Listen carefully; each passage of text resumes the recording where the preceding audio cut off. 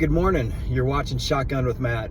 Today we're talking about the 2001 to 2013 Harley J1850 ECMs.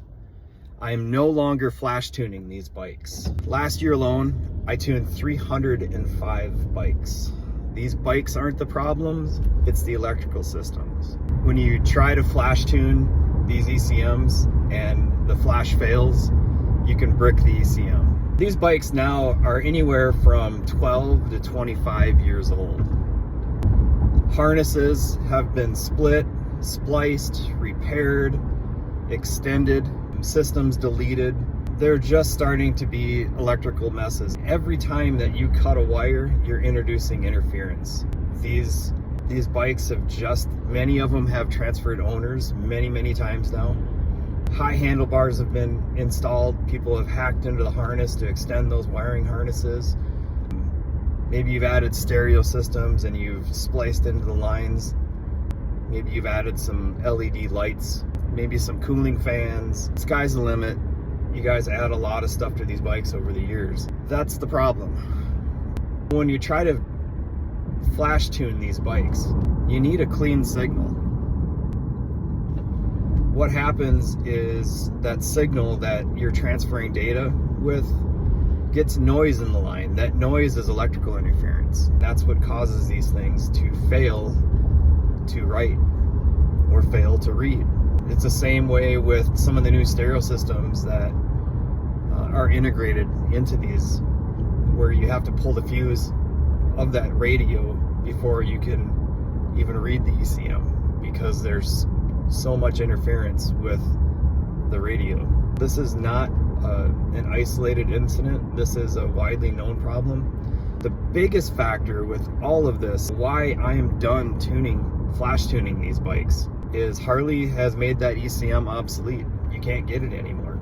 Your only option, if you do brick an ECM, is to find a used one and refurbish it, or you have to go to the aftermarket with an aftermarket ECM with something like Thunder Max or Daytona Twin Tech. That's it. There's no other options for you guys right now.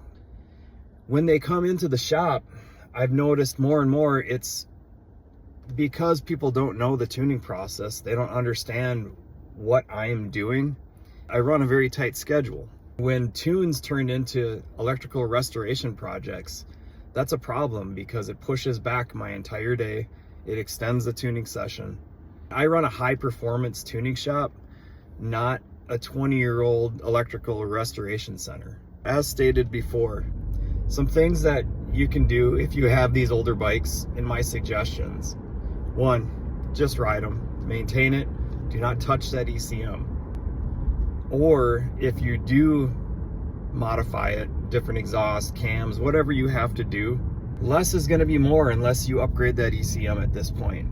Can you use a piggyback unit where you're using like a Power Commander 5 or a 6? You're just plugging into it. You're not tuning the ECM directly, you're tuning the Power Commander. That works with smaller builds, especially ones that maybe you still have whatever is programmed into that ECM on the bike, especially injectors. So if your flash tune that was done compensated for the injectors that you're using, do not change them, because the piggyback unit isn't smart enough to adjust for injector compensation. That's very important. Whatever's in that bike right now, leave it and just throw a Power Commander on it and adjust your air fuel and your ignition tables. Be done with it. Treat these things with kid gloves if it's got a factory ECM. Can you tune them still? Sure. Just know that it's risky.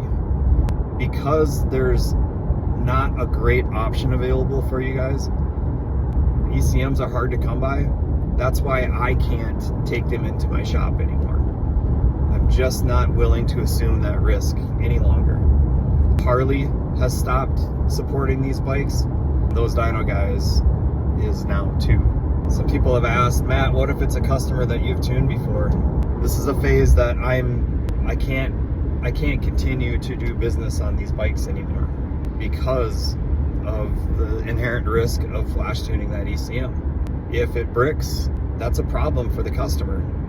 It doesn't shine well on me either, because they brought their motorcycle in running and it failed the flash.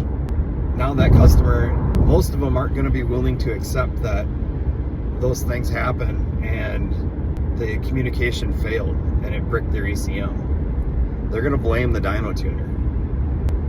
Now, I've been very blessed where this hasn't happened. This happened a couple times in my entire career where it failed to write, where the ECM was bricked. Both times I either had a used ECM on hand or was able to track one down. Then I'm able to go with Techno Research. Techno Research has an ECM refurbish option where I can write the customer's correct VIN number in that ECM. I can marry it to the BCM or TSSM, any of that. Everything works as it should. However, those license costs are extra. So now it's more money. You got that ECM, you've got more time. It's just more. There's risks involved. Now, bikes that I've done in the past with Power Vision, with applying licenses to these old ECMs. A few years ago, with a different operating system, there was no problem doing this. Now, whatever's changed, I don't know what's changed. Now there seems to be a problem when you try applying licenses to these things.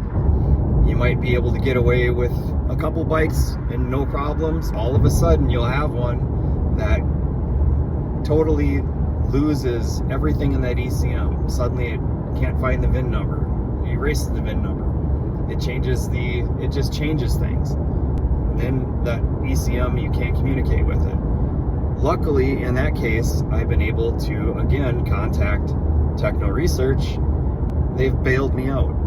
You get on the phone with Chad or Carlos, they do their magic and recover these ECMs. That's not always possible. That's really important to know, because have I got lucky with them being able to recover it? Again, there's those times, like I just said, where you can't recover it, the ECM's bricked, you're done. Now you've got to find a replacement ECM. What do you do if you've been tuned before and now you need more tuning? Again, go back to the piggyback, or say you've had an ECM failure. What do you do now? There's a couple different ECM options. You can use the one through Daytona Twin Tech. It's a TCFI. That's kind of an obscure one. Not many people know much about it. It's been years since I've touched one. It is an option. Twin Tech's been around for a long time. The other one, obviously, the most popular one would be Thundermax. A lot of shops around the world use Thundermax, trust Thundermax. Thundermax is definitely a good, viable option to replace your older ECM. This also goes all the way back to the Magneti Morelli bikes. Many people replace that factory ECM with Thundermax ECM on those bikes as well, so they can tune them. They're pretty versatile. Is it an added cost? So is buying a new bike. That's all stuff that you have to weigh. Hope this video helps some of you figure out what your next steps are going to do. If you need to schedule your dyno tune for any other bikes, or if you need to upgrade your tuner, give us a shout at thedinoguy.com, or if you need to schedule a tune, same website. Thanks for watching, everyone.